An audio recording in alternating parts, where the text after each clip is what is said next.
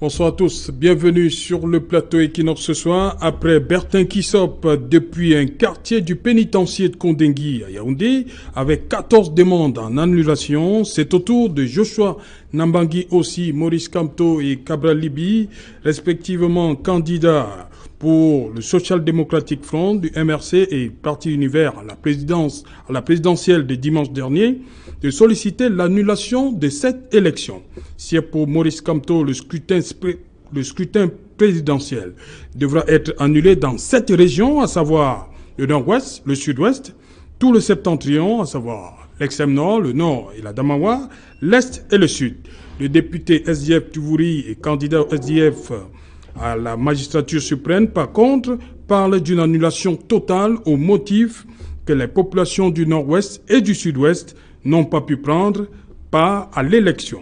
Contentieux électoral, SDF, Univers et MRC demandent l'annulation de l'élection. C'est le fait du jour.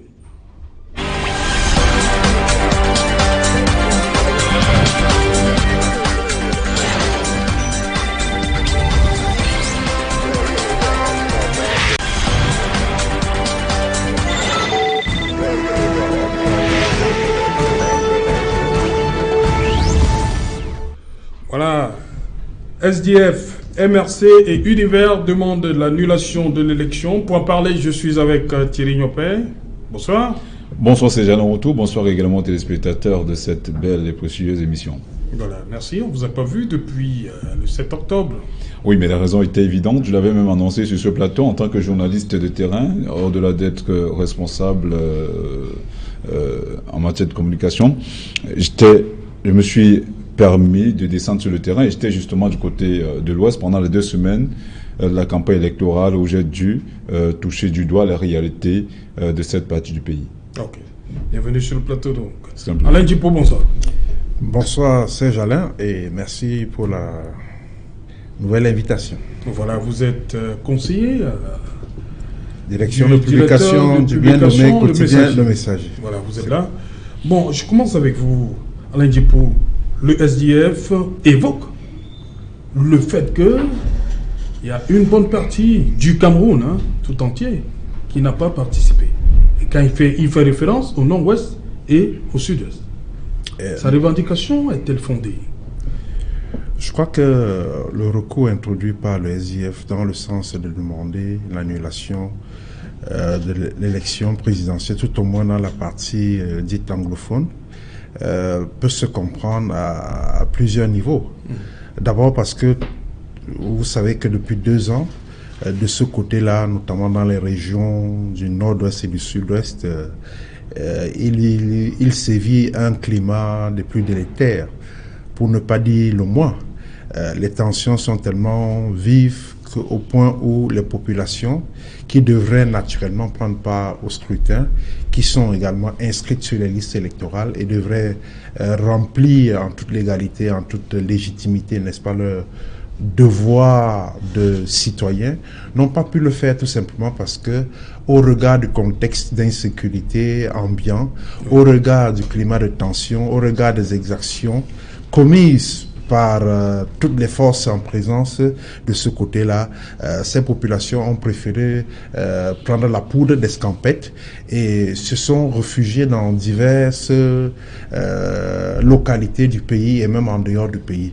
Ce qui fait donc que la démarche du SDF qui consiste à faire savoir que de ce côté-là, le SDF est naturellement un bastion dans le nord-ouest et le sud-ouest, avec des populations en fuite dont la majorité n'ont pas pu exercer le droit de vote. Le SDF était donc fondé de poser ça sur la table, n'est-ce pas, du Conseil constitutionnel qui devra y plancher. Et quand on a fini de parler de ce climat d'insécurité, il faut quand même ajouter à cela d'autres irrégularités qui ont été dénoncées toujours par l'entremise, n'est-ce pas, du SDF, parce que malgré le contexte d'insécurité que l'on sait dans cette partie du pays, On a organisé quand même, on a pu tenir quand même le vote. Oui. Et les CAM a pu se déployer sur quelques localités et quelques personnes seulement ont pu voter. C'est le cas. Justement sur ce plan-là, les conseils de Joshua parlent pour le Nord-Ouest, on parlait de 2344 bureaux de vote qui ont été finalement regroupés en 77 centres de vote. Naturellement, c'est l'érection des bureaux de vote en centre de vote qui est une démarche illégale qui a été maintes fois décriée par nous, les hommes de médias, les hommes politiques et tous les acteurs du processus. Les gens n'ont pas cru pourquoi les CAM méprisaient ainsi la loi, foulaient ainsi allègrement la loi au pied. Ce d'autant que le code pénal parle de bureaux de vote et non de centres de vote. Vouloir les regrouper en des centres et vouloir à tout prix que les populations contre vents et marées aillent voter où elles n'ont pas été inscrites, c'est tout simplement marcher sur la loi et par conséquent piétiner la loi fondamentale, effectivement. Ok, Thierry Niopé, cette façon de faire, c'est-à-dire créer des centres de vote, donner raison à Joshua aussi, ça n'a pas permis à ce que les populations du Nord-Ouest et du Sud-Ouest aillent voter, comme tous les autres, des autres 8 régions du Cameroun. Il faut également souligner que les CAM s'inscrivaient dans une démarche tout à fait citoyenne. Tout le monde sait quand même que la crise sociopolitique dans les régions du Nord-Ouest et du Sud-Ouest avait suffisamment fait ergoter autour ou sur les plateaux de télévision. Et c'est la raison pour laquelle, on l'avait même souligné sur ce plateau, pour permettre justement aux populations d'accomplir leurs devoirs civiques, il était question de sécuriser davantage ces zones. Il n'était pas facile pour les CAM, encore moins pour l'administration qui devait veiller à la sérénité et à la protection des personnes et des biens au cours de cette journée du 7 octobre, de veiller justement ou d'assurer la protection de ces 2344 bureaux de vote. Donc, les CAM ont trouvé certainement judicieux de les regrouper en centre de vote pour faciliter justement la protection et la sécurité des personnes qui devaient s'y rendre. Alain l'a souligné tout à l'heure, c'est clair que cela a certainement eu un impact sur le déroulement ou sur le déploiement des personnes qui devaient accomplir leurs devoirs civiques ce jour, parce qu'il n'est pas toujours aisé de quitter d'un bureau ou d'un centre de vote pour un autre. La distance peut être assez importante et cela n'a pas certainement facilité le déplacement des uns et des autres au cours de cette journée, parce que quand j'étais à l'ouest, notamment non loin du côté du nord-ouest, j'étais exactement à Babadjou, c'est une région, c'est un arrondissement limitrophe à Santa. Ils sont à 15 km de Santa qui n'est non plus très loin du nord-ouest. Donc, c'est assez pénible pour se mouvoir sur le terrain. Nous, en tant que journalistes, ce n'était pas déjà facile de quitter d'un endroit à un autre sans le laisser passer, parce que quitter Babadjou pour Mbouda, alors que la distance n'est pas assez importante, il fallait nécessairement un laisser-aller, un laisser-passer. Ce laisser-passer n'était pas donné à tout le monde, un laisser-passer qui était donné par l'administration. Donc, imaginez donc un contexte comme celui-là, où il était question de quitter d'un endroit à un autre.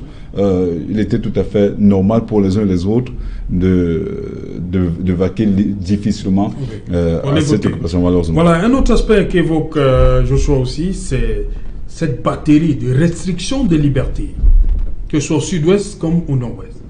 Les gouverneurs, on a vu ces derniers temps, ils restreignaient les libertés de mouvement des citoyens, de circulation. Effectivement, ce grief-là est revenu à plusieurs reprises, ce d'autant que le ministre de l'administration territoriale, M. Atangadji, avait pris un décret qui restreignait effectivement quelques libertés et puis... Non, là c'était sur le plan national. Oui. Moi je parle au niveau des gouverneurs. Je voudrais dire que en fait, les patrons des régions ont emboîté le pas au MINAT.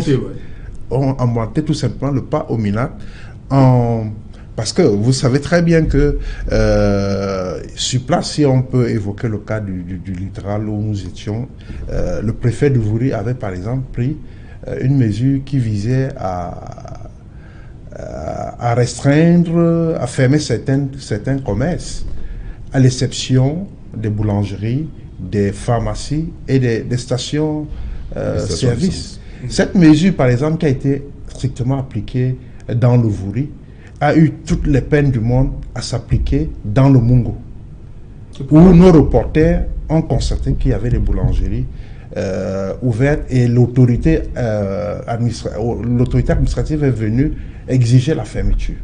Toute chose qui n'entrait pas en phase avec le sens des décisions du MINAT et même des autres autorités de la région. Donc, comme pour dire qu'effectivement, suite aux exactions et au climat de tension, il était de bon ton que les responsables des régions pris, n'est-ce pas, des mesures visant justement à empêcher une circulation des personnes et des biens la veille du scrutin et le jour du scrutin jusqu'à 18h.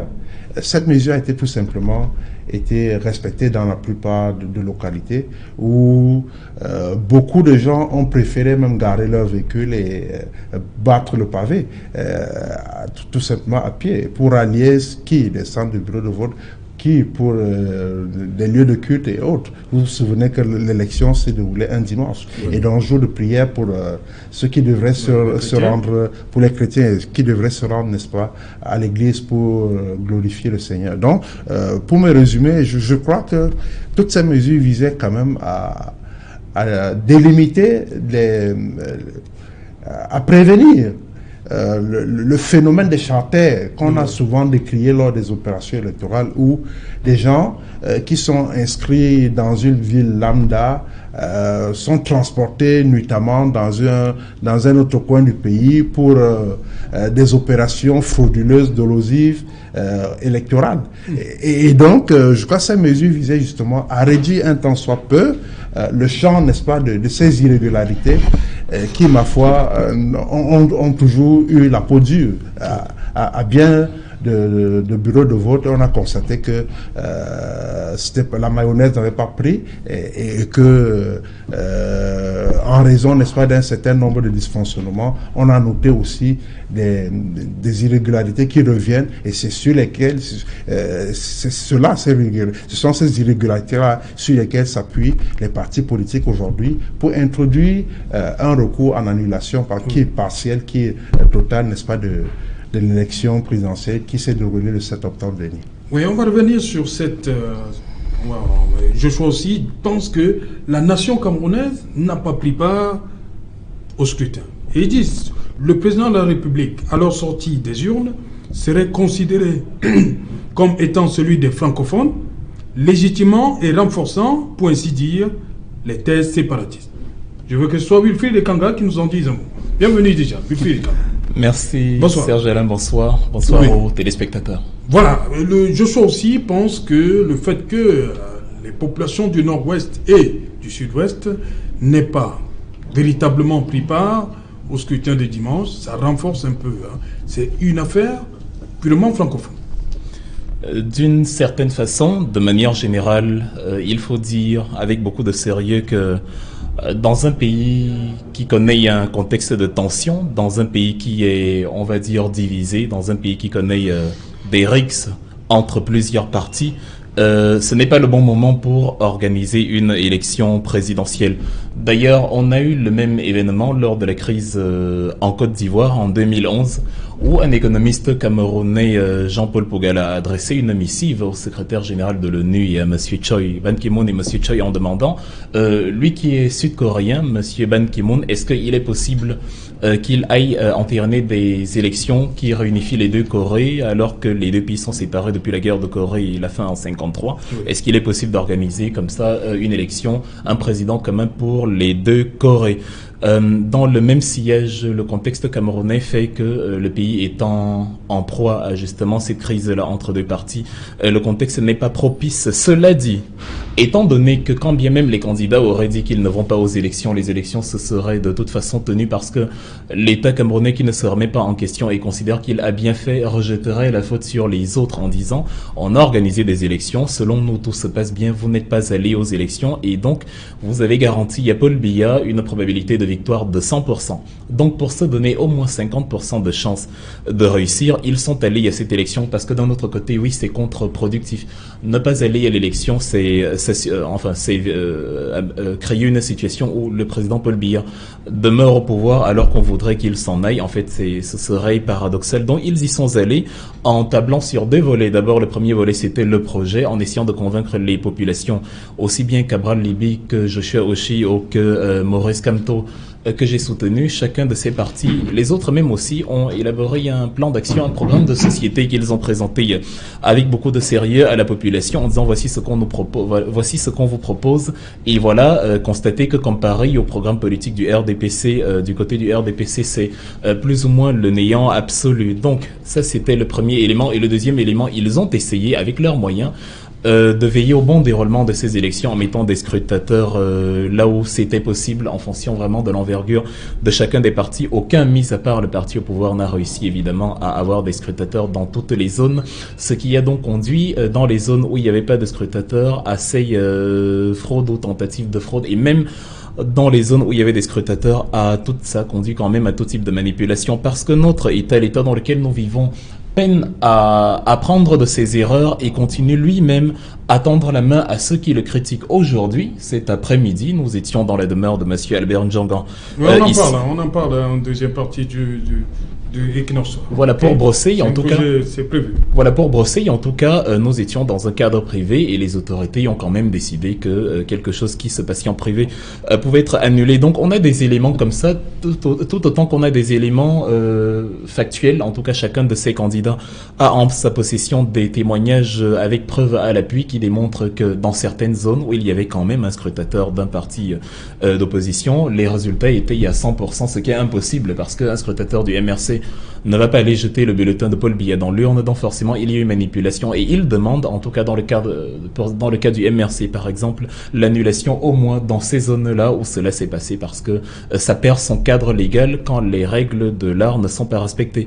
Et pour Joshua Oshi qui estime que de manière à macro-échelle, les élections ne se sont pas bien passées dans les zones anglophones, contrairement à ce que en dit la pseudo-Amnesty Transparency International, que le gouvernement a fait venir. Les élections ne se sont pas bien déroulées et donc il estime qu'il faut totalement annuler. Bon, ce n'est pas la position du MRC. Nous, on reste dans une logique. Oui, on reste dans une logique régalienne en disant en toute absence de propagande que les élections se sont plus ou moins bien tenues à bien des égards dans bien des zones, mais il y a des zones justement, ça n'a pas été parfait, il y a des zones où ça ne s'est pas bien passé et donc dans ces zones-là, nous voudrions que les cartes soient redistribuées parce que toute fraude, qu'elle soit commise par l'État ou par un parti d'opposition, décrédibilise et fait perdre son cadre légal à un scrutin quel qu'il soit. Ok. Voilà, sur cette sortie de Joshua aussi, qui pense que c'est le président pour les francophones. Non, je ne le pense pas. Wilfried l'a souligné tout à l'heure, l'élection s'est déroulée sur l'ensemble du territoire national. C'est quand même vrai qu'on l'a relevé. Il y a des zones comme le nord et le sud-ouest où les choses ne sont pas suffisamment bien déroulées. C'est parce que les bureaux de vote ont été érigés en centre de vote. C'est pourquoi il demande l'annulation de tout annulation totale. On ne peut Parce pas que ces deux régions. On ne peut pas dire que le futur président justement du Cameroun sera un président exclusivement pour les francophones, parce que tel qu'en soit les cas, on a vu les scores. Pour l'instant, les résultats qui nous parviennent, en attendant que le Conseil constitutionnel y travaille et rende public ces élections-là. Quand on regarde tout ce qui s'est passé là-bas, il y a quand même eu des électeurs qui ont tranquillement vaqué et accompli leur devoir civique. Maintenant, on devrait peut-être réfléchir sur les éléments qu'on devrait mettre à l'actif des uns et des autres pour décrier, pour dénoncer ce scrutin, parce que il est clair qu'on ne peut pas avoir un scrutateur dans un bureau de vote, parce que c'est clair qu'on a vu du côté de l'Ouest, il y a eu des bureaux où il y avait nécessairement des scrutateurs, au moins du SDF et du MRC. C'est vrai que les autres partis politiques n'étaient pas suffisamment représentés. On y retrouvait quand même au moins un scrutateur et un représentant d'une formation politique de l'opposition, et il n'est pas possible que le RDPC se retrouve avec 100% dans ces bureaux de vote-là. Donc, partout où il y aura ces quelques cas-là, il est tout à fait normal que les uns et les autres, ou les différents mandataires de ces formations politiques demandent l'annulation totale ou partielle. Ça dépend des uns et des autres. Mais il est clair quand même que l'élection s'est tenue dans ces différentes parties, et on ne saurait dire que le futur président serait un président uniquement pour les francophones. Voilà, s'agissant du MRC, le MRC demande l'annulation dans 7 régions. Oui. 7 régions, tout le septentrion. D'ailleurs, n'est-ce pas des régions dites anglophones? Oui, il y a le septentrion. Demande l'annulation de l'élection dans le septentrion. Le sud. L'est du Cameroun. Et le sud. Je crois également. Non, le sud et l'est. Oui. Ouais, exactement. Pourquoi, à votre avis? L'exposé de motifs qui apparaît sur une des copies de la requête introduite par le MRC, Maurice Kamto, en date du 10 octobre, que nous avons d'ailleurs parcouru avant d'entrer dans ce studio, est suffisamment clair. On fait prévaloir des irrégularités qui ont entaché, n'est-ce pas, ce scrutin, notamment dans toutes les régions que vous avez précédemment citées. Et on va sur le terrain du droit après avoir exposé les faits tels que vécus selon les émissaires du MRC déployés dans les bureaux de vote. Ils ont donc fait des procès, ils ont fait des rapports, et l'état-major de M. Maurice Kamto les a centralisés pour en faire, n'est-ce pas, des outils nécessaires pour argumenter au niveau, n'est-ce pas, de la requête. Donc, après les faits, on va dans ce qu'on peut appeler le juridisme. On expose les articles clairement violés par soit Elecam, soit par l'administration, soit surtout Elecam, qui est beaucoup visé dans cette affaire, avec en exergue par exemple le cas de Maître Akere Mouna, oui, qui s'est désisté, on le sait. On a retrouvé ces bulletins dans les bureaux. La notification a été faite à Elecam, et malheureusement, et de manière incroyable, et voire curieuse, on a retrouvé, comme par enchantement, les bulletins qui ne devraient pas figurer dans les bureaux de vote. Toutes choses qui ont pénalisé abondamment sérieusement, j'allais dire, le candidat Kamto. Donc, il y a ces motifs-là qui sont passés au peigne fin, et à l'aune, n'est-ce pas, des différentes articulations, des différents articles de la loi électorale qui sont, pour ainsi dire, violés. Donc, c'est pour cela que, en définitive, le MRC demande au Conseil constitutionnel d'annuler partiellement cette élection dans les 6 régions ou 7 qu'on a énumérées tout à l'heure. Bon, il y a aussi ce problème, Thierry Nyopin, le MRC parle du retard dans l'affichage des listes. Comment ça se fait que ce soit le jour même qu'on affiche les listes? Pourtant, l'article 97 est clair, au moins 8 jours. Justement, le MRC s'est appuyé sur cet aspect-là, ce qui s'est passé le 7 octobre. Oui, le problème s'est posé, c'est quand même, on voit qu'au niveau de l'ECAM, on a eu à poser le problème, au niveau où nous étions, c'est quand même, on voit que nos reporters également ont sillonné quelques autres zones de problèmes où les problèmes étaient récurrents, mais l'ECAM souligne que les listes définitives ont été affichées la veille, mais les listes partielles ont été affichées longtemps à l'avance pour permettre aux différents électeurs de voir, vous parlez de l'Ouest, c'était comme ça, sur toute l'étendue du territoire? Je ne peux pas exclusivement de la zone que j'ai couverte, et avec les rapports qui m'ont été envoyés par les personnes que nous avons envoyées, notamment à Douala, dans l'Ouvry, de manière générale, les listes ont été affichées la veille pour les rapports que nous avons jusqu'ici, mais Elecam a souligné effectivement que les listes partielles ont été affichés longtemps à l'avance pour permettre justement aux différents électeurs de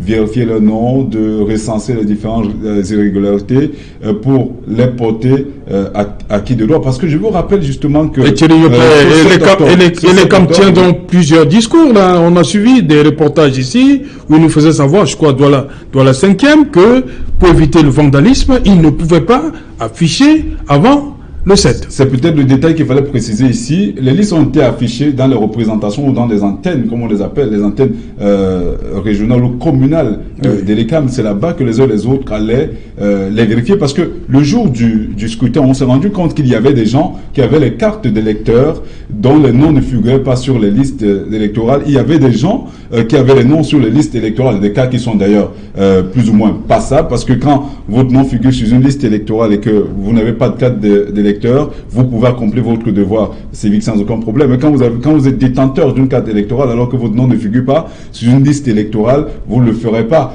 malgré l'instant. Pour le faire, il fallait justement faire une requête à l'autorité compétente. Il s'agit en fait d'une commission, on parle d'une commission communale qui était présidée par un président du tribunal qui devait, à la place ou à la suite de cette requête, vous adresser, ils ont appelé ça, en fait, qui devait vous adresser un procès verbal qui vous permettait effectivement d'accomplir votre devoir citoyen. Cela a été fait dans certaines zones et dans le cas où où cette commission n'avait pas été saisie à temps, ces requêtes n'ont pas prospéré, ce qui a fait en sorte effectivement que beaucoup de Camerounais n'ont pas malheureusement accompli leur devoir civique ce jour. Oui, rapidement, Alain Guépou, juste un petit mot. Avant Wifed.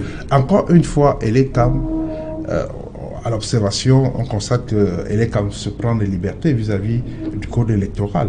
L'article 97 dont vous faisiez allusion est on ne peut plus clair. On demande à ELECAM de publier les listes 8 jours avant. On n'a pas besoin, la loi ne dit pas qu'il faut d'abord publier des listes partielles. Ensuite, attendre 24 heures ou bien la veille du scrutin pour afficher les listes définitives. La loi ne le dit pas. Donc, à tout point de vue, ELECAM est en tort. Okay. Et je voudrais ajouter, concernant toujours ELECAM qui a été aussi, qui s'est montré aveugle sur les affichages. Je crois que ils ont relevé ça. Le MRC en a fait étalage, n'est-ce pas, du caractère disproportionné, n'est-ce pas, de l'utilisation du matériel électoral et de campagne. Vous savez très bien que toutes les rues du pays étaient inondées par un certain slogan. L'expérience de quelque chose, ou bien l'expérience de la force, je sais pas trop. Bref, un truc de ce genre-là. Et donc, le MRC s'appuie là-dessus pour dire que, de ce point de vue, la loi n'a pas été respectée. Il revenait à ELECAM de demander aux autorités compétentes de retirer ces affiches qui ne respectaient pas la réglementation. On ne l'a pas fait. Donc, ELECAM, encore une fois, a validé l'imposture à ce niveau-là. Et je finis rapidement pour indiquer que, à côté, n'est-ce pas, de cette situation que déplore le MRC, il y a également un gros problème qu'on a constaté dans nombre de bureaux de vote et qui est ressorti aujourd'hui dans la requête du MRC. À savoir que, curieusement, dans certains bureaux de vote, les bulletins de ce candidat-là avaient disparu. Voilà, on n'a pas pu les remplacer pour empêcher justement des éventuels votants effectivement d'exprimer leur choix. Non, je crois que le terme que le MRC a utilisé, c'est épuisement. Je veux comprendre. Et en même temps, je veux comprendre. On ne va pas faire la philosophie là-dessus. Épuisement, vous êtes spectateur. Il n'y avait pas de bulletin. Mais comment on peut parler d'épuisement de bulletins dans un bureau de vote? La question, on doit la poser à ELECAM, justement, à ceux qui ont mis à disposition les bulletins et qui devaient connaître, qui ont le devoir de connaître, parce qu'ils le connaissent, le nombre d'électeurs potentiels, quand bien même tous voteraient pour. Donc, le même nombre pour tous les candidats. Oui, c'est d'autant plus grave qu'ici, à Douala, là où j'étais scrutateur au lycée d'Aqua, je l'ai d'ailleurs fait remarquer, je dispose d'une vidéo, justement, que j'ai prise avec mon téléphone de la conversation pour que, afin que nul n'en ignore, si cela peut servir un jour de pièce à conviction, il y avait une disproportion entre les bulletins blancs et les autres bulletins. C'était palpable de visu, c'était palpable de toucher, et par simple curiosité, je demandais pourquoi est-ce que pour le RDPC, il y a beaucoup plus de bulletins que pour les autres. Heureusement, nous étions là. Je ne sais pas s'il y a eu des manipulations a posteriori, mais je peux dire en toute objectivité que pendant notre présence jusqu'au dépouillement, je n'ai pas été témoin de manipulation quelconque de ces bulletins-là, mais en tout cas, la remarque quand même me paraissait importante parce que je trouvais l'élément curieux. Dans les bulletins, dans les bureaux maintenant, il y a eu épuisement. On peut se demander pourquoi il y a eu épuisement. C'est une bonne nouvelle d'ailleurs parce que ça veut dire qu'une grande proportion de gens ont voté pour des partis autres que le bulletin blanc. Mais maintenant, la question, est-ce qu'ils l'avaient prévu les principaux responsables affiliés au système, est-ce qu'ils avaient prévu que l'opposition remporterait dans ces zones-là haut la main, en tout cas que les gens voteraient haut la main pour l'opposition, et que expressément ils avaient mis une quantité infime de bulletins de manière à ce qu'il y ait épuisement. S'il y a épuisement et qu'il n'y a pas renouvellement, le scrutin devrait s'arrêter à ce niveau, sinon c'est déséquilibré, à moins qu'on élabore une nouvelle disposition où on dit ceux qui mettent l'enveloppe dans l'urne sans bulletin, on considère qu'ils ont voté pour justement le bulletin épuisé, mais cela n'a pas été fait et donc ça encourage encore la fraude. L'État camerounais, c'est assez curieux qu'on dise que l'ECAM a prévenu le vandalisme, ils sont devenus soudain très bons et donc ils ne veulent pas qu'on vandalise. La loi ne suppose pas que en cas de vandalisme ou de supposé vandalisme, publier les listes la veille et non 8 jours avant. Si la loi dit publier à une date précise, on les publie et s'il y a vandalisme, on les remplace tout simplement. On constate qu'en plus de modeler les règles de loi selon ce qui les arrange, ils respectent ou pas la loi selon le temps qu'il fait. Dans l'ensemble de la problématique que nous avons, l'État a commis 2 erreurs. Parce qu'en se plaignant de vandalisme, c'est très bien, mais on constate, les derniers jours nous montrent que ceux qui sont les principaux auteurs du trouble à l'ordre public, ce sont ceux-là qui sont en fait tenus de faire respecter l'ordre public. Au-delà des meetings annulés, au-delà des manipulations légales, au-delà des fraudes diverses, c'est en fait l'État qui depuis le début, jette l'opprobre sur l'intégrité de ces élections et les discrédibilise parce que le gouvernement étant constitué en majorité, en tout cas les cadres administratifs étant constitués en majorité de ceux qui, d'affiliés au parti au pouvoir, on ne veut pas le perdre, ce pouvoir. Et quand on ne veut pas perdre le pouvoir, on est prêt à absolument tout. Ça, c'est la faute politique qui démarre d'ailleurs sur la fameuse crise anglophone où, la réponse qu'il fallait apporter à un petit problème a été tout autre, la logique répressive au lieu de la logique du dialogue. Et maintenant, il y a tous ces éléments entre intimidation, entre arrestation, kidnapping, entre fraude, manipulation, entre opacité, notamment en ce qui concerne le scrutin dans le septentrion, la Damawa, l'extrême nord et le nord, il y a cela, et ça découle en fait d'une faute économique au-delà de la faute politique que l'État a commise. L'Institut national de la statistique nous disait au début de l'année que les importations de poissons pour un pays qui a une ouverture sur la mer étaient à près de 180 000 tonnes, et c'est normal parce que quand l'économie est aussi faible dans un pays, tout le monde va aller à la fonction publique, et ceux qui sont à la fonction publique, si c'est le parti au pouvoir, veulent y rester parce que c'est le vivier et sont prêts à tout. C'est pour ça que nous avons tous ces problèmes que nous avons qui auraient dû être facilement évités. Voilà, merci. Vous avez, en fait, le MRC a évoqué 9 motifs. Il y a un autre, c'est la mise à disposition, un peu tard, des fonds de financement de la campagne. Le MRC se plaint que les fonds n'aient été débloqués, on va le dire comme ça, le 19. Oui, mais on a toujours, alors que les listes définitives des 9 candidats, c'était le 8 août. Oui, on a toujours dit... Là, c'est un autre point que met en avant le MRC. Oui, il a raison. D'ailleurs, on l'a toujours dit, ceux qui entourent le président Biya ne l'aident pas beaucoup. On ne comprend pas quelles sont les dispositions qui les empêchaient de le faire à temps. L'argent étant là, l'argent a été prévu à de longue date. Donc, on aurait pu éviter ça. C'était quelque chose à éviter de manière... surtout que beaucoup de personnes se seraient attendues à avoir un peu plus que ce qui a été proposé par l'administration territoriale et par... non, le MRC ne parle pas du montant. Au-delà du montant. Au-delà du moment. Nous sommes d'accord, on l'a souligné tout à l'heure. C'était un motif qu'on aurait pu éviter par tous ceux qui géraient cette élection-là. Ils auraient pu le faire parce que l'argent était suffisamment... tout était connu de longue date, l'argent était disponible. On ne comprend pas pourquoi ils ont attendu la dernière minute justement pour le faire 3 jours avant. Et puis on a remarqué que cet argent n'a pas beaucoup servi, n'a pas permis à ceux qui devaient, à ces différents candidats, de se déployer réellement sur le terrain. Et ils n'en avaient même pas besoin, vu que le Maître Kermouna, même s'il s'est désisté par la suite au profit du MRC, n'a pas attendu cet argent, encore moins Cabral Libi qui a fait appel justement au financement, au fundraising, donc à l'appel de fonds. Tout le monde a vu ce qui s'est passé. Ils n'ont pas eu besoin nécessairement de cet argent-là, mais on aurait pu éviter justement ce motif en mettant simplement l'argent à temps à la disposition de ces candidats. Donc, une fois de plus, ceux qui en entourent le président Biya ne l'aident pas suffisamment. Et vivement que au terme de ce scrutin-là, ceux qui auront en charge la gestion des affaires prennent des dispositions qui s'imposent pour que de pareils manquements ne surviennent pas. Parce qu'il y a beaucoup de motifs, il y a beaucoup d'éléments qui ont été posés sur la table du Conseil constitutionnel qui auraient pu être évités. Par exemple, on parle de l'affichage disproportionné. On aurait pu éviter cela. Le RDPC n'avait pas à afficher sa toute-puissance. On sait d'ailleurs que c'est la principale formation politique qui est la plus représentée au sein du triangle, au niveau du triangle national. D'ailleurs, on l'a vu au niveau même des différents bureaux de vote. C'est la seule formation qui était certainement représentée dans l'ensemble des bureaux de vote sur l'étendue du territoire national. Donc, ils n'avaient pas besoin d'affirmer leur toute-puissance. Et puis, en réalité, ce ne sont pas les affiches que l'on vote, mais on vote un projet de société. Est-ce que le projet de société du RDP était suffisamment vendable au regard des résultats?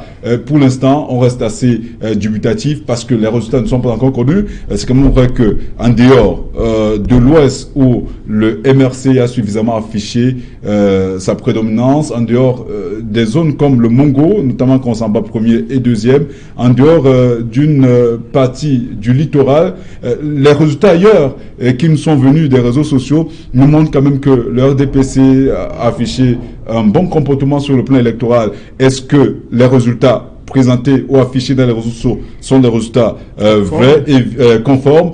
Seul le Conseil constitutionnel nous permettra de le savoir. C'est quand même vrai que jusqu'ici, on a décrié, on a dénoncé le comportement du président, du candidat du MRC, qui au lendemain près de 24 heures après la tenue du scrutin s'est permis de dire à l'opinion nationale et internationale que il lui a été confié un mandat, celui de tirer un penalty. Il a marqué et qu'il demandait la passation politique et pacifique du pouvoir. C'est quand même vrai que cela, d'une manière ou d'une autre, devait être dénoncé parce que, en réalité, quand on va à une élection, on connaît les principes de cette élection-là, on connaît les éléments qui devaient être mis en branle, et quand on décide d'y aller, on devrait faire des efforts de les respecter. Il fallait donc, et c'est le principal reproche qui est fait au professeur Maurice Kamto, en tant que juriste, il le sait, il le savait, et c'est quand même vrai qu'on se soit attendu à ce que, au-delà, la preuve, le contentieux a été posé sur la table.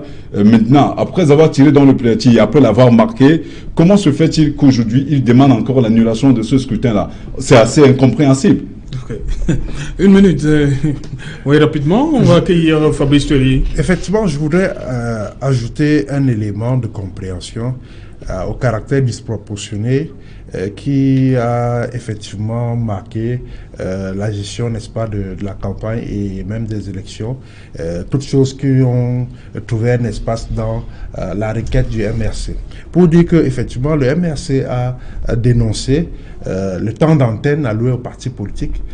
On a constaté malheureusement que sur les chaînes à capitaux publics, la part belle était accordée au président de la République sortant candidat à sa propre succession, ce qui n'est pas normal.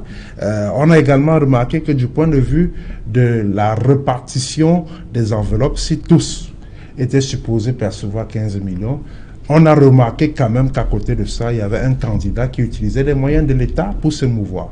Et donc, c'était déjà disproportionné. Et pour finir, concernant la sortie de Maurice Kamto, je ne pense pas que si la loi, l'article 131 notamment, qui dit que chaque bureau de vote, à la fermeture du bureau de vote... Non, 113. 113, exactement. 113 dit clairement qu'à la fermeture du bureau de vote, le déploiement se fait de manière publique et les résultats sont communiqués. Et vous savez très bien que, en principe, dans les 25 000 bureaux de vote, chaque candidat doit avoir son représentant. Ce qui n'était pas le cas. Je ne vais pas faire de débat sur les représentants. Ce n'est pas ça le fond de ma pensée. Je voudrais indiquer que on a des moyens, on a des outils pour centraliser les résultats et savoir quel est le score qu'on a fait à l'issue d'un scrutin qui s'est déroulé et dont la fermeture a eu lieu à 18h. Aux alentours, ailleurs, on ne fait pas un miracle. Les pays qui sont économiquement moins lotis que le Cameroun parviennent à rendre public les résultats moins de 24 heures après. Mais est-ce que nous c'est sommes les dans un candidats qui le font? anachronisme terrible. Est-ce que c'est les candidats qui le font? Pardon? Est-ce que c'est les candidats qui le font? C'est notre loi qui est mauvaise. La loi électorale est mauvaise, il faut la revoir. Ok, merci. C'est de Fabrice ça Colli, qu'il est question. bienvenue. Merci Serge Alain, bonsoir Oui, au panel et à vos téléspectateurs. Du parti Univers, dites-nous, dans un communiqué, votre champion Kabla Libi, lui, parle d'annulation générale. C'est quoi le problème à Univers avec cette élection? Ben, Serge Alain, vous m'offrez là simplement l'opportunité de dire que nous avons assisté à une élection dans son ensemble qui revêt d'énormes éléments de fraude entre les représentants présents dans les bureaux de vote. J'ai entendu dire, le confrère tout à l'heure, que les candidats n'ont pas pu déployer les hommes partout pour les représenter. Peut-être. Maintenant, lorsque vous avez un représentant dûment établi quelque part et que celui-là soit chassé du bureau de vote, le MRC parle d'expulsion de certains et que représentants celui-là du soit MRC même dans les bureaux de vote. et que celui-là soit même détenu par une autorité administrative. Vous vous souvenez que, je ne sais pas si vous avez été au courant, à Mombo, dans le Mungo, à Konsamba précisément, je crois Konsamba 2, quelque part dans Konsamba 2, à Mombo, Oui. on a un Mungo. représentant qui a dû être arrêté et incarcéré pendant près d'une heure. Une heure, vous imaginez ce qui peut se passer dans son bureau de vote pendant qu'il est détenu par une autorité administrative. Ça a été décrié, ça a été dénoncé violemment et fort heureusement, il a été libéré. C'est des faits qui ont des preuves. Vous avez des représentants dans l'extrême nord qui subissent des influences, qu'on retire des bureaux de vote et qu'on va déporter en montagne pour que ces derniers, on les jette en pâture, comme ça à la nature, pendant qu'ils ont un travail précis à faire. On reproche à l'opposition de ne pas pouvoir avoir la capacité d'être présent partout, pardon. Mais lorsqu'il fait lorsque cette opposition, notamment le parti Univers, fait des efforts pour avoir des représentants dans l'arrière-pays, dont on sait tous qu'il y a souvent des fraudes, et ça s'est encore avéré, et que cela soit pris, soit retiré violemment, que ce soit par les autorités administratives, ou encore même, je ne voudrais pas faire un procès aux autorités traditionnelles qui se font complices par moment de ça dans ces zones-là, où le chef traditionnel est une autorité, est Dieu, et puis son peuple, c'est ses sujets. Vous avez dans des bureaux de vote, les présidents de bureaux de vote qui s'érigent en patron de bureaux de vote. Mais je voudrais rappeler ici, même aux confrères, aux autres partis d'opposition, que les représentants dans les bureaux de vote ne sont pas à la solde des présidents de bureaux de vote. C'est pas possible. C'est autant des censeurs que le président du bureau de vote, à la limite du possible même. Puisque le président du bureau de vote est nommé par Elekam, il devrait jouer un rôle de coordination dans le bureau. Mais moi, à l'école publique puisque je sillonnais un peu toute la ville, dans le bureau de vote de l'école publique de Bali, j'ai dû avoir des accrochages avec le représentant, le président je crois, le chef de centre, le représentant de l'ECAM. Sur la simple raison que je disais à notre représentant dans des bureaux de vote de ne pas rester assis. Si vous regardez les reportages à la télé, vous verrez que la plupart des représentants sont assis à distribuer les bulletins aux électeurs, pendant que celui qui identifie l'électeur, je voudrais préciser en passant, peut-être pour les prochaines fois, ou si l'élection est annulée et qu'elle doit être reprise, que ça soit refait, ceci soit rectifié, à l'endroit aussi des autres formations politiques. La première fraude commence par l'identification. Si vous ne parvenez pas à identifier l'électeur qui arrive, vous ne pouvez pas suivre la fraude après, parce que le dépouillement en réalité est le point de chute de tout ce qui s'est fait en aval. Alors, lorsque je dis à mon représentant de se rassurer, si le président du bureau de vote, puisque la loi lui confère de pouvoir avoir la capacité de décider que c'est elle ou lui qui identifie, autant que c'est un homme ou une femme. Mais que mon représentant surveille, ne reste pas assis, que à chaque fois que j'ai demandé à mon représentant de regarder pour se rassurer que l'électeur qui présente sa carte est effectivement celui dont le nom est porté et celui dont le visage correspond à la photo sur la carte d'électeur ou la carte d'identité. Mais lorsque vous avez un président de bureau de vote qui vous dit, mais monsieur, est-ce que c'est vous qui allez venir nous dire comment ça doit se passer dans notre bureau de vote? Il y a un problème. Et que le chef de centre vienne soutenir ça. Nous sommes là en plein dans la fraude.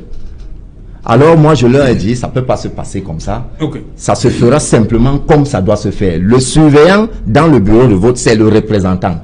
Il ne saurait être surveillé à son tour. Oui, ok. Et confiné à des tâches résiduelles. Ok. Je dirais. Parlant de fraude, Wilfried Ekanga, parmi les motifs du MRC, vous avez parlé de fraude traduite par de votes multiples. Vous avez ciblé la ville de Buea. Qu'est-ce qui s'est passé là-bas? Racontez-nous un peu. Je n'y étais pas. Donc oui, quand je dis vous, bon, je parle du MRC. Oui, en tout cas, parce que vous avez ciblé Buea.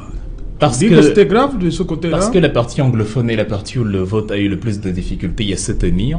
C'est la partie où la minorité a été la plus grande. On va dire, c'est compliqué à comprendre, mais en fait, une façon de dire, c'est là où on a vu la plus faible proportion d'électeurs par bureau de vote en raison de la crise qu'il y a. Et pour que ça ne fasse pas tâche, il fallait donc donner l'impression, même s'il y a 5 personnes, qu'il y en a davantage. Nous avons vécu, ce n'est même pas la peine d'aller toujours dans des zones compliquées, parce que le plus scandaleux se passe dans des zones dites francophones et dites paisibles. Ici, il y a voilà un autre élément à la fin. J'étais à côté d'une scrutatrice du parti Univers qui avait relevé, qui avait fait plusieurs remarques sur papier qu'elle voulait consigner dans le procès verbal. Et là, on lui fait comprendre que bon, on est fatigué, on va rentrer à la maison. En tout cas, les principaux responsables, c'est qu'on est là depuis 8 heures, on est fatigué, on va rentrer à la maison. Qu'est-ce que vous vouliez encore écrire? Et moi, de poser la question, mais la loi ne tient pas compte du fait qu'on soit fatigué. Si quelqu'un a une remarque à faire sur le procès verbal, déjà, ce n'est pas à cause de nous que nous nous retrouvons là depuis 8 heures. Ce n'est pas à cause de nous que nous nous retrouvons dans une pièce sans lumière. On est en 2018. Ce n'est pas, en fait, il y a beaucoup d'éléments comme ça qui malheureusement appuient ce qui s'est passé dans les régions anglophones, même quand on n'y a pas été. Il y a d'abord le premier élément qui surprend. Vous avez un scrutateur quelque part, quand il n'a pas été pourchassé, il a forcément voté pour son parti. Mais on vous sort le résultat de ce bureau de vote en disant c'est 100% pour le RDPC. Ouais. C'est une absurdité grosse. On va justement comprendre. Oui, c'est une absurdité. Comment on en arrive à faire du 100% dans un bureau de vote? On arrive avec la même... Ça veut dire que les scrutateurs des autres partis ont voté pour... Oui, tout à fait. Quand 32 égale à 500, forcément, on peut avoir 100%, même quand il y a quelqu'un qui a voté pour quelqu'un d'autre. Et c'est justement sur cela qu'anticipait le professeur Maurice Kamto quand il a fait sa fameuse annonce. Beaucoup de gens prétendent ne pas comprendre le fait qu'il se soit, entre guillemets, déclaré vainqueur et que maintenant, il demande l'annulation des élections. Mais il n'y a rien d'incompréhensible dedans. C'est parce qu'il ne s'est jamais déclaré vainqueur. La citation, le professeur Maurice Kamto s'est déclaré vainqueur, vient des autres. Il ne l'a jamais dit. Je crois que sa langue, ces 32 dans sont capables de formuler la phrase « Je suis le vainqueur de l'élection ». S'il ne l'a pas fait, c'est qu'il voulait s'entendre quelque chose, c'est de la communication politique. Dans une classe, il y a deux raisons pour lesquelles le cours peut très mal se passer. C'est soit le professeur est incompétent et il ne se fait pas bien comprendre, soit c'est les élèves qui n'ont pas bien compris ce que disait le professeur. Et les faits lui donnent raison parce qu'en anticipant les irrégularités qui ont déjà eu lieu dans les échéances, les élections précédentes, il y a une petite quinzaine depuis 92, ça s'est toujours passé comme ça et il a anticipé en disant nous n'allons pas recommettre la même erreur que ceux qui sont passés avant nous, à s'asseoir dans notre fauteuil, à se vautrer dans le sofa et à penser que tout va se passer selon les règles de l'art. Nous allons mettre la pression sur ces fameux membres du Conseil constitutionnel et du gouvernement. On a vu un peu la succession de non-sens que le gouvernement a fait ces derniers temps avec en oubliant même ses principaux égarements comme l'affaire Amnesty International ou alors les sorties Transparency International, oui. Ou alors les sorties immédiates après le statement de Maurice Kamto, mais après on voit le silence lorsqu'il faut s'exprimer sur les propres turpitudes gouvernementales. C'est la leçon qu'il voulait nous donner, c'est pour ça qu'on parle de bête politique. C'est la leçon qu'il voulait en disant n'attendez pas que le chaos arrive pour comprendre que nous sommes dans une situation d'irrationalité absolue. Anticiper, utiliser aussi des moyens, des mécanismes subtils qui sont plus ou moins les mêmes que ceux-là qui tiennent l'administration utilise, et ça a fonctionné. Ça a fonctionné partiellement parce qu'il est est le seul à avoir vu les choses comme ça. Les autres ont attendu que le chaos, enfin que la catastrophe arrive pour s'exprimer. Et maintenant, on se demande si on va y arriver. Parce que la disposition aussi déséquilibrée du code électoral fait qu'une fois que les résultats seront promulgués par le Conseil constitutionnel, il n'y a pas de recours possible. Et donc, ça nous mettra dans une impasse. On ne sait pas vraiment ce qui va se passer à l'issue de tout cela. La faute, je le dis de manière définitive, elle est totalement du côté du gouvernement qui avait tous les moyens de permettre que les choses se passent très bien, mais devant la force de l'opposition et devant le challenge farouche que les autres partis lui ont opposé, elle s'est vue en danger. Elle a vu la probabilité augmenter comme jamais de perdre les élections et dont les privilèges administratifs et dont tous les coups sont permis pour garder ce qu'on possède. Ok, Fabrice. Oui, je voulais ajouter pour justement répondre à votre question de savoir pourquoi l'annulation totale demandée par le parti univers général des élections. C'est l'expression qu'a utilisée Cabral Libye. Effectivement, général. Il faut même déjà comprendre, c'est jalons. Moi, je pense qu'un seul élément, avant même d'en arriver aux fraudes, il y a un élément fondamental qui permet même déjà de rendre cette élection invalidée. Le simple fait que nous soyons allés aux élections sans avoir la liste définitive des électeurs. Ça déjà, c'est un élément assez suffisant. Assez suffisant. Maintenant, de manière matérielle, sur le terrain, nous avons des électeurs sur l'ensemble du triangle national. Autant les partis d'opposition, autant le parti au pouvoir on s'est tous vus confrontés à cette réalité, où des électeurs arrivent avec des cartes d'électeurs et leur nom ne figure pas sur la liste qui est indiquée sur leur carte. Ils n'ont pas pu remplir leurs devoirs citoyens et leurs droits. Rien que ça, moi j'ai voulu répondre à votre question pour dire que rien que cet élément est suffisant pour que le Conseil constitutionnel invalide cette élection et renvoie les candidats aux urnes. C'est votre avis aussi, Thierry? Je l'ai relevé tout à l'heure. La loi avait prévu des dispositions en raison pour laquelle il y a une commission régionale justement qui veille. Et cette commission est présidée par un président du tribunal qui fait effectivement des dérogations pour permettre aux différentes personnes inscrites sur des listes électorales d'accomplir leurs devoirs civiques sans aucun problème. D'ailleurs, il était facile, je l'ai souligné, il est facile pour quelqu'un qui a son nom sur une liste électorale d'accomplir son devoir civique sans aucun problème. Il est d'autant plus difficile pour celui qui a sa carte dans le nom n'y figure pas de le faire. Mais le législateur avait prévu des cadres justement pour permettre aux autres de le faire, à condition que le recours ou la requête soit acheminé auprès du président 24 heures plus tôt. Maintenant, les listes n'étant pas affichées dans les différents bureaux de vote, cela rendait plus ou moins difficile ces requêtes ou ce travail-là.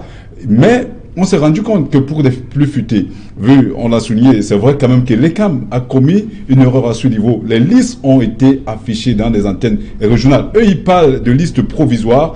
Et c'est vraiment vrai que les listes provisoires devraient sortir longtemps plus tôt, mais pas à moins 8 jours de cette échéance-là. Ce qui a été fait. Ceux qui ont eu le temps de partir dans ces agences-là, dans ces antennes, ont eu le temps certainement de le vérifier et de faire des requêtes. Et on l'a vu à l'Ouest où des requêtes ont été faites. Et les gens, effectivement, ont procédé, ont accompli leur devoir civique sans aucun problème. J'étais en train de souligner tout à l'heure que, effectivement, le professeur Maurice Kamto a fait de la communication politique, oui, en disant effectivement que on lui a donné un penalty, et donc on lui a donné le mandat de tirer un penalty, il a marqué, mais ce qu'on ne dit pas suffisamment, c'est quand même vrai que Wilfried l'a souligné tout à l'heure, il n'a pas dit qu'il a gagné cette élection présidentielle. Mais quand, dans la suite de son discours, quand il souligne qu'il invite le président de la République à procéder à la passation politique et pacifique du pouvoir et qu'il veillerait à sa sécurité, à celle de sa famille, cela renvoie clairement à ce que nous sommes en train de dire, à ce que le commun des mortels a compris. C'est comprendre. Et cela signifie que c'est proclamé vainqueur? D'une manière ou d'une autre, Alain Djibrou, d'une manière ou d'une autre, cela est suffisamment clair. Merci, on ne va pas terminer ce débat. Bonsoir, Cédric Loupéré. Bonsoir, Salam, bonsoir à vos invités. Voilà, le 20h, c'est dans un instant 2 ou 3 escales qui vont meubler ce 20h que vous allez une fois de plus présenter. Nous parlerons de ces recours qui ont été introduits au Conseil constitutionnel avec les différents candidats qui sollicitent à la fois l'annulation générale de ce scrutin présidentiel et l'annulation partielle.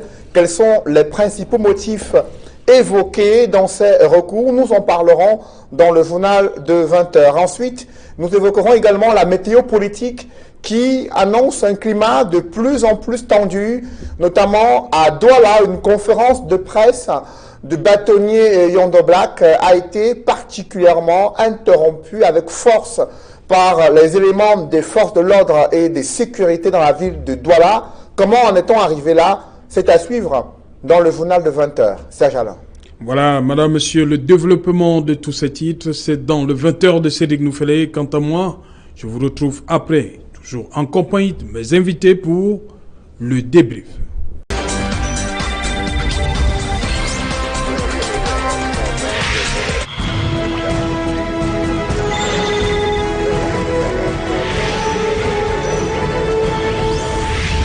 Voilà, retour sur le plateau équinoxois, c'est l'heure du débrief. Wilfried Ekanga, dites-moi, pourquoi avoir choisi un domicile pour une conférence de presse? Qu'est-ce que vous aviez? Pourquoi pas un autre endroit? Parce que quand on choisit les lieux publics dans cette république qu'est le Cameroun, on se rend compte que l'autorisation est compliquée à obtenir. Et on se rend compte que quand bien même on a l'autorisation, cela n'est pas tenu.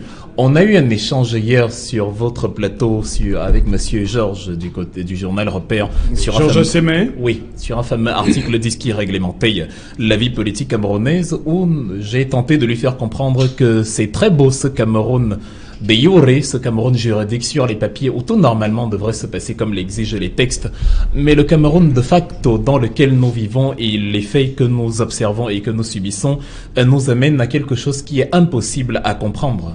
Autant on est en campagne électorale et des meetings peuvent être interdits, autant on peut avoir l'autorisation d'organiser une conférence et cela est interdit, autant on peut organiser une discussion politique chez soi, à la maison, et cela est interdit quand même. On n'a pas compris, je reviens dessus, le statement du professeur Maurice Kamto. On proclame qu'il a proclamé, on lui prête des mots, qu'il s'est proclamé vainqueur, mais nous au MRC, on a la culture de l'anticipation. Dans le même ordre d'idées, nous avons annoncé une conférence au centre-ville de Douala et on a prévu le contingent énorme des forces de l'ordre qu'on a vu sur le terrain. On se demande pourquoi. On est en post-campagne, on peut encore parler politique, c'est un droit. Ce n'est pas un trouble à l'ordre public, on a encore droit à la parole dans ce pays qui s'entend comme un état de droit.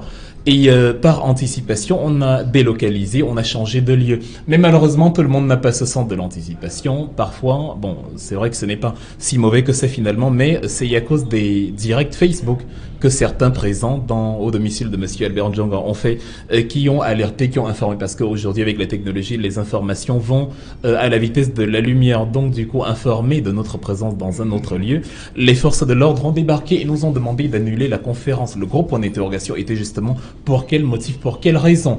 On est donc face à ce gouvernement qui ne tire aucune leçon du chaos qu'il a créé, notamment en zone anglophone, où même de manière paisible, on a affaire à la répression. C'est-à-dire, il n'arrive pas à comprendre que le contexte compliqué des élections que nous avons aujourd'hui vient du fait que quand des citoyens ordinaires ont voulu parler avec eux, ce dialogue a été empêché. Et donc voilà qu'aujourd'hui, dans un cadre strictement privé, sans mandat de perquisition, sans papier quelconque, parce que l'autorité, la police au Cameroun pense être au-dessus de la loi, alors que les premiers tenus à respecter la loi, puisqu'ils sont chargés de faire respecter la loi, c'est justement la police et les forces de l'ordre. Dans ce pays où la loi n'a pas de loi, on a assisté à ce miracle dont vous avez parlé dans le reportage. Ok. Alain Djipo, vous avez couvert cette conférence de presse. Il était question de la vie de la nation, mais surtout lever certains équivoques par rapport à la sortie de lundi de Maurice Kamto. Naturellement, le MRC, singulièrement, ses lieutenants ici basés à Douala, le lieutenant du professeur Maurice Kamto tenait à faire une sortie pour expliquer un certain nombre de choses à l'opinion publique nationale et internationale, notamment le souci pour le MRC de préserver la paix. Le MRC a estimé que par la voix de Maître Yondo, qui est basé à Douala, Albert Zonga basé à Douala aussi, et Wilfried Ekanga basé à Douala, ils ont estimé que c'était nécessaire de faire après Bibou Nissak hier à Yaoundé.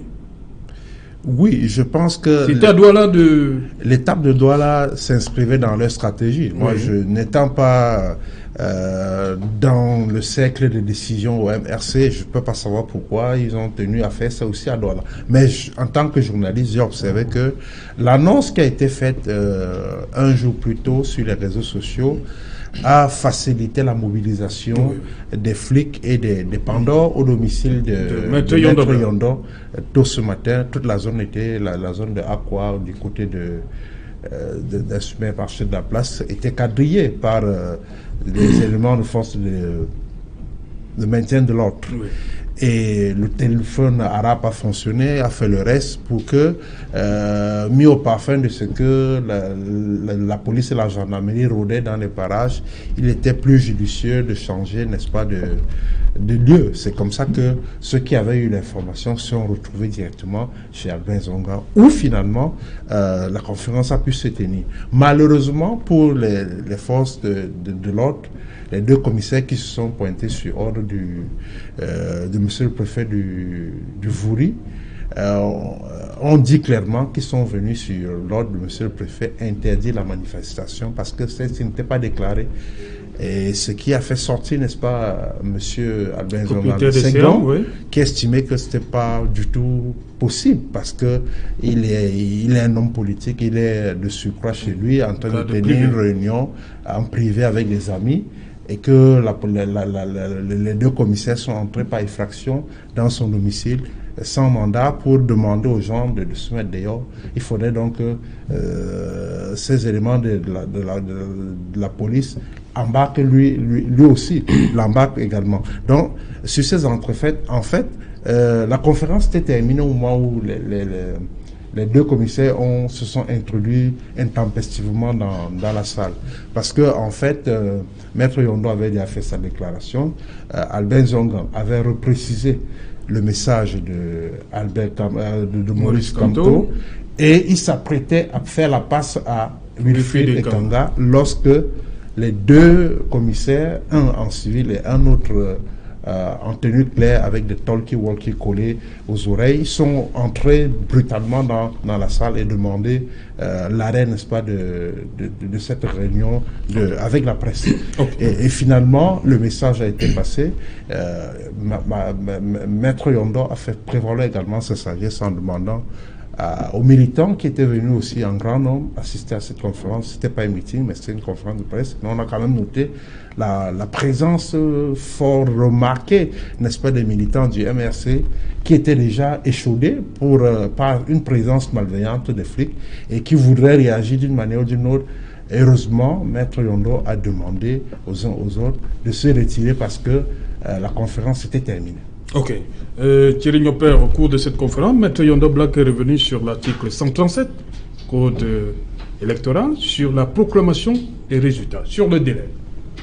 Voilà, non, le délai pose problème. C'est quand même vrai que je peux avoir cette demande de délai, mais le temps pour moi d'ajouter juste un ou deux mots sur les propos de Wilfried et d'Alain Dipou tout à l'heure, c'est une aberration. En même temps, je salue la sagesse de Maître Yondo Black qui a su quand même contenir les remontées des uns et des autres, parce qu'on a vu Maître Michel Ndoki prendre, en fait, s'échauffer. On a vu Monsieur Albert Zonga également s'échauffer, mais la sagesse de Maître Yondo Black a quand même permis aux uns et aux autres que de sortir de ce domicile sans que les forces de l'ordre n'utilisent le pouvoir répressif légal qui leur est reconnu. Mais toujours est-il que c'est quand même une aberration parce que il ne s'agissait pas d'une manifestation publique, parce qu'on a entendu ces deux commissaires souligner que cette manifestation n'avait pas été déclarée.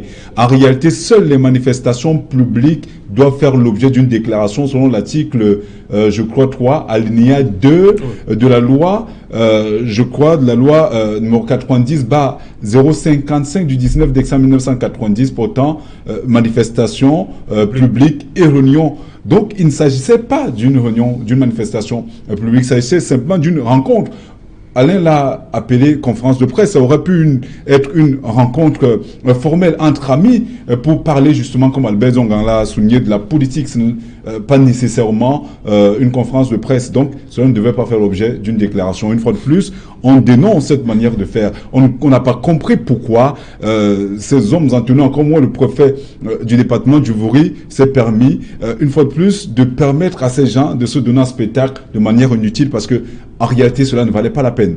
On peut bien parler, on est en train de parler de la politique ici, on est en train de parler de cette manifestation, mais pourquoi ils ne débarquent pas pour nous empêcher de faire cette émission? Ce n'est pas possible. Nous sommes au 21e siècle, ce n'est pas possible. Nous sommes à l'aune où les réseaux sociaux ont pris une ampleur extrêmement considérable. La preuve, la même conférence était diffusée en direct sur des réseaux sociaux et on a vu tout ce qui s'est passé. Et ce n'est pas toujours pour vendre l'image, en bien l'image du Cameroun. Il fallait justement dénoncer cela. Oui. Par rapport à la proclamation des résultats, c'est quand même vrai que la loi dit 2 semaines au maximum. Cela ne veut pas nécessairement dire que les membres du Conseil constitutionnel devraient attendre les 2 semaines pour proclamer le résultat. Si les mécanismes, si tous les procès-verbaux sont passés au pain fin et que au terme d'une semaine, au terme de quelques jours, cela est rendu possible, si les recours sont passés au pain fin, on ne voit pas pourquoi le Conseil constitutionnel ne ferait pas son travail avant les 2 semaines que prévoit la loi. Donc, Maître Yondo Black a quand même raison. Aujourd'hui, il y a des mécanismes qui nous permettent,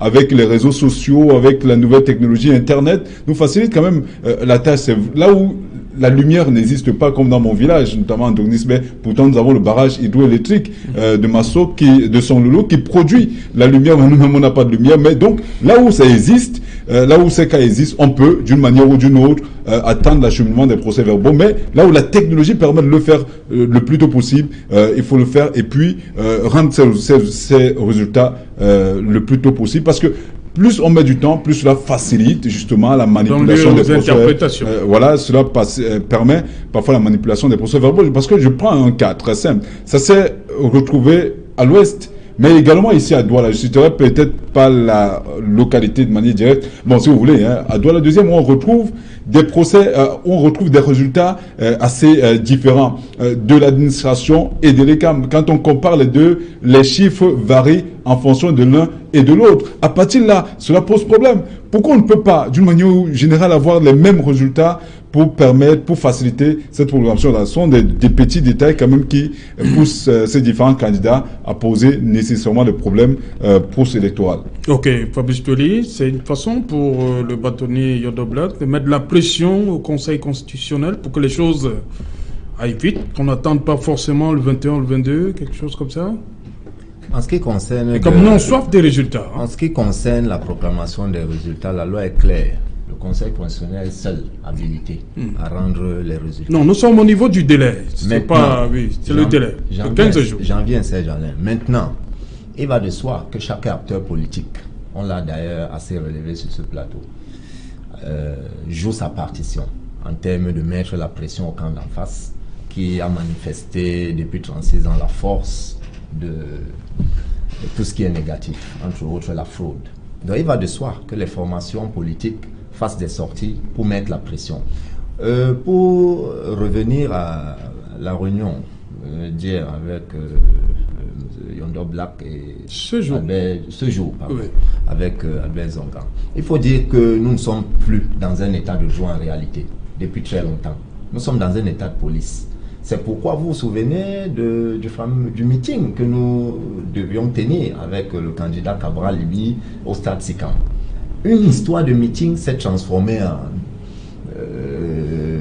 quelque chose d'extraordinaire. Pour la simple raison que un sous-préfet n'a pas pu interpréter la loi, celui de Douala 5e notamment. Le 23, nous étions clairement dans la campagne électorale, mais il a quand même pris celui d'interdire la manifestation. Donc ça revient un peu à cela. Nous sommes... Monsieur Zongan, chez lui, peut tenir une réunion comme bon lui semble. Il s'agit là d'une réunion privée. Je vois pas à quel niveau le sous-préfet ou le préfet devrait intervenir. C'est simplement de la police qui est fait en ce moment-là. Ça veut dire qu'on restreint les droits des uns et des autres. Okay. Chacun joue son rôle, mais sauf que le camp d'en face, le pouvoir notamment, le joue mal. Okay.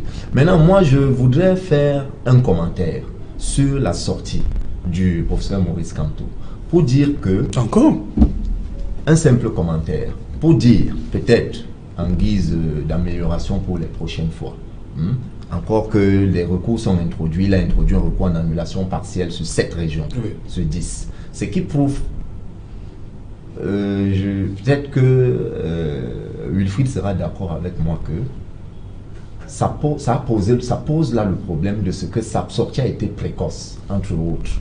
Pour la simple raison que aujourd'hui, si ce recours introduit pour l'annulation de cette région, de l'élection dans cette région, ça prouve simplement que en faisant sa sortie, il n'avait manifestement pas tous les éléments, de manière globale, même à 80%, pour déclarer avoir tiré le pénalty et marqué le but de la victoire. Donc je voudrais simplement faire ça comme commentaire en passant. Ok. Alain Djipo, je reviens à vous. Passé la présidentielle, vous pensez que la conférence générale anglophone pourra enfin se tenir le 21 et 22 novembre? Il faudrait que cette assise se tienne parce que effectivement, ce sera l'occasion pour toute la communauté anglophone de s'asseoir. Parce qu'on a brandi l'élément qu'il faut attendre que la présidentielle ait lieu d'abord. Je dis donc, bon voilà, on a la présidentielle derrière nous. Est-ce que on va vers l'organisation de la conférence générale anglophone le 21 novembre? Je n'ose pas croire qu'après la présidentielle, qu'il y ait un autre fait majeur qui focalise l'actualité, qui pourrait entraver, qui viendra peut-être perturber le calendrier des tenants de cette des organisateurs de cette conférence, qui de mon point de vue s'annonce comme une des solutions vers la pacification des régions du nord-ouest et du sud-ouest, ce d'autant que elle voudrait, elle se propose de rassembler tous les enfants du sud-ouest pour que ensemble ils puissent examiner leurs problèmes de gouvernance, leurs problèmes de développement, leurs problèmes linguistiques, bref, tout l'état qui sont les leurs dans leur processus de développement, et ensuite envisager des perspectives de solutions sur la durée de cette situation qui devrait être corrigée avec la participation, n'est-ce pas, des représentants de l'État. Donc, vous avez donné un chiffre tout à l'heure, 32 millions 346 800 avec francs. tout ce que ça comporte comme les personnes déplacées, les personnes de la diaspora qui devraient venir. Il faudra les accueillir, les héberger, les entretenir. Je pense que c'est plutôt un budget qui me semble réaliste au regard, n'est-ce pas, des objectifs même et des enjeux qui entourent, n'est-ce pas, cette conférence. Soit dit en passant, qui est une idée, n'est-ce pas, des chefs religieux qui ne sont pas restés stériles en l'attitude des spectateurs, qui ont voulu apporter de leur dans la recherche de solutions appropriées à la crise qui fait tant de mal et qui fait couler beaucoup de larmes à ce pays, où on voit des enfants, on voit des familles éplorées au quotidien, on voit un pic de violence jamais égalé dans ce pays à cause de l'arrogance de quelques personnes qui sont du pouvoir, malheureusement chargées de réguler la vie sociale pourtant. Thierry Nopé, il y a un problème, il y a les discussions à choper à un niveau de cesser le feu. L'armée et les sécessions. Je crois quand même que le côté a été totalement vidé. Ce côté-là, c'est sûr. Le côté a été totalement vidé. Il est question d'organiser cette conférence générale anglophone qui est une brillante idée d'imminente personnalité religieuse. Que l'on respecte. C'est vrai quand même que au sein de la communauté anglophone, la personnalité du cardinal Toumi dérange quelque peu. Beaucoup l'assimilent comme étant très proche de ceux qui revendiquent la sécession du Cameroun, alors que d'autres estiment qu'il est contre le régime en place.